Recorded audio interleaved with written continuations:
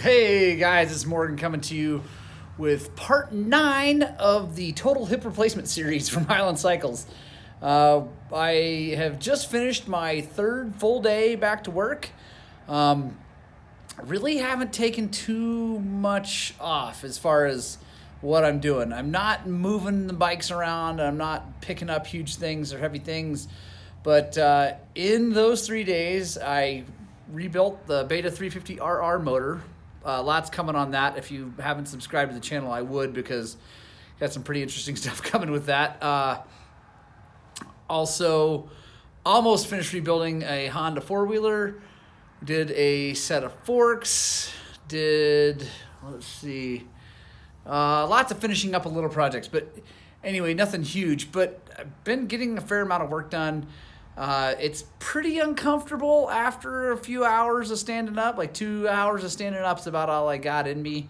But it's really not the hip. It's the muscles and stuff around it. So I'm super stoked about that. That makes me really happy that the hip joint itself feels pretty good. I don't have the mobility in the hip quite yet because I haven't started physical therapy, because the doctors want me to get through the first 2 weeks before I do any actual PT. I think that's just to kind of let everything set. They cement that big shaft down inside your femur and the cup into the pelvis, and then the bone grows to it. But anyway, so yeah, total hip replacement part 9. Things are going good. If you're thinking about getting your hip replaced, I think it's gonna work out. I think I'm really gonna be happy about it.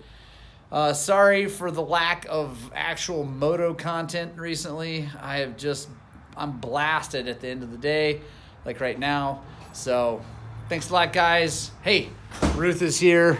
Hello. To pick me up. There's the puppers. She loves the mama so very much.